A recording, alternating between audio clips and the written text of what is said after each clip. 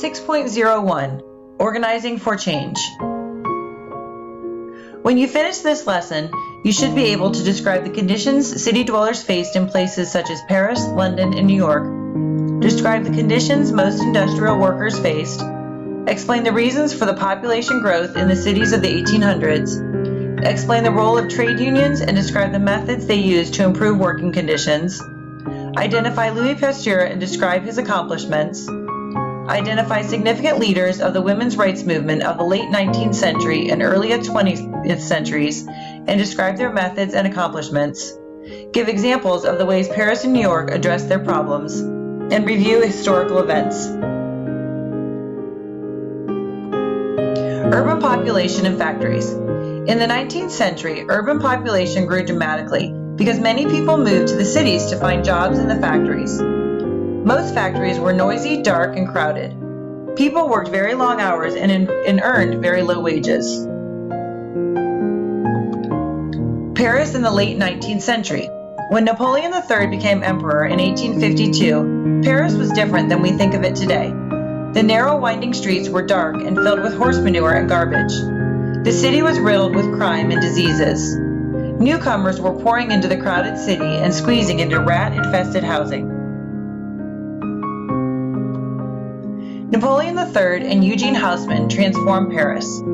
Haussmann, under the direction of Napoleon III, tore down slums and eliminated the narrow streets in large sections of the city.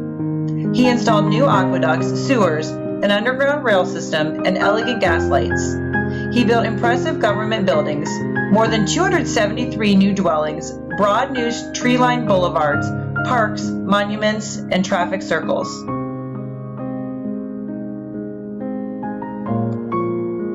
New York City and its population in 1900. In the 1900s, New York had the world's busiest ports, busiest banks, and busiest industries. The rapidly growing population had reached 3 million. 80% of the residents were European immigrants. New York faced a special challenge trying to handle its growing population. The heart of the city is on the small island of Manhattan, and until steel was mass-produced and elevators were invented, it was not possible to build buildings taller than 4 or 5 stories. Frederick Law Olmsted, Central Park, New York. Frederick Law Olmsted, lived 1822 to 1903, is regarded as the founder of American landscape architecture.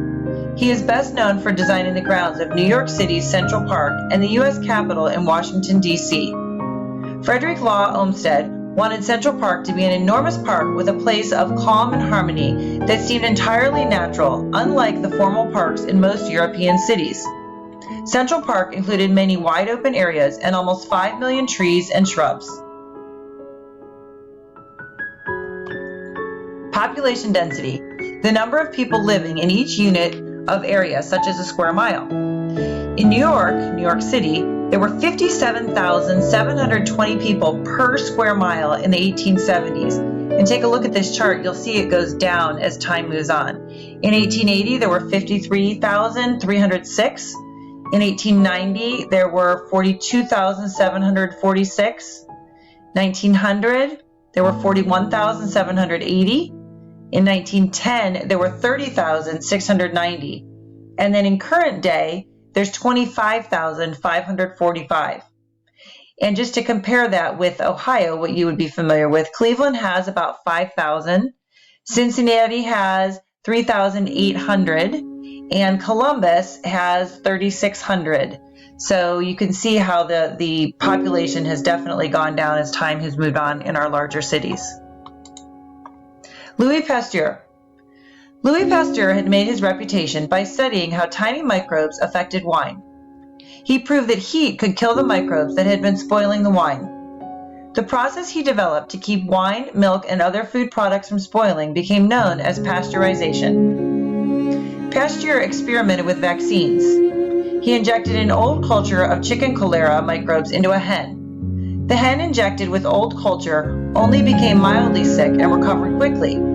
When the hens that had been injected with the old culture were re-injected with fresh culture, they were not affected. Pasteur also created vaccines against anthrax, and rabies. Unions. Ironworkers, coal miners, and other workers began to organize trade unions. Trade unions bargained with employers for better hours, improved wages, and better working conditions. When collective bargaining failed, employees sometimes went on strike. Workers at the Bryant and May match factory in England went on strike because the workers, many women, objected to fines and rules against talking, dropping matches, or visiting the restroom without permission. When some employees were fired for protesting the rules, all the workers went on strike. The owners finally gave in and rehired the protesters and eliminated the fines. Employers created blacklists of union organizers. People on the list were frequently fired or denied employment. A British immigrant named Samuel Gompers organized the American Federation of Labor. By 1900, it had more than 1 million members. Women's rights. In 1848, women held the first conference for women's rights in Seneca Falls, New York. Susan B. Anthony was arrested and fined for trying to cast a vote in the U.S. presidential election in 1872 because women were not allowed to vote. Many people objected to giving women the right to vote because some said women were not intelligent enough to vote. Others thought that giving women the right to vote might destroy the family. Emmeline Goulding Pankhurst became famous because she campaigned in Britain for the right of women to vote, and she founded the Women's Social and Political Union, or WSPU. She and other WSPU members interrupted political meetings and once tried to storm the House of Commons in Parliament to demand the right to vote. She was jailed repeatedly and went on hunger strikes until all British women were finally allowed to vote in 1928. New Zealand became the first nation to grant women full voting rights.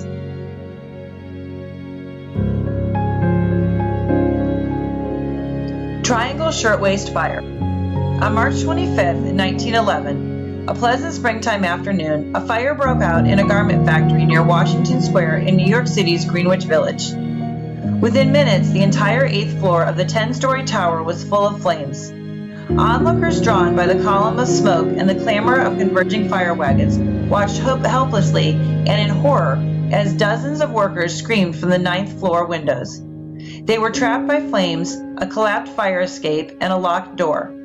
Firefighters frantically cranked a rescue ladder which rose slowly skyward, then stopped at the 6th floor fully extended. Pressed by the advancing blaze, workers began leaping and tumbling to their deaths on the sidewalk. Other workers perished in the flames. Still others plunged into an open elevator shaft. While behind the factory, 24 fell from the flimsy fire escape. In all, 146 workers, most of them immigrant young women and girls, perished in the Triangle Shirtwaist Factory fire. For 90 years, it stood as New York's deadliest workplace disaster. Poor working conditions. Workers and trade unions drew attention to poor working conditions. They held demonstrations, wrote flyers and newspaper articles, and went on strike. In the 19th century, most people were suspicious of the unions and supported the business owners. The Triangle Shirtwaist Fire brought many of the working conditions to light. Many members of the public were outraged after the fire. Newspapers published political cartoons and critical articles and editorials condemning the terrible working conditions and demanding that the government make and enforce workplace safety laws. Balance of changing powers. During most of the 19th century, people were sympathetic to factory owners and were suspicious of labor unions. However, as people became more aware of the terrible working conditions in some of the factories, workers and unions gradually gained support. In the early 20th century, unions gained political power, laws were passed, and gradually factory conditions began to improve. The end. The more you know about the past, the better prepared you are for the future.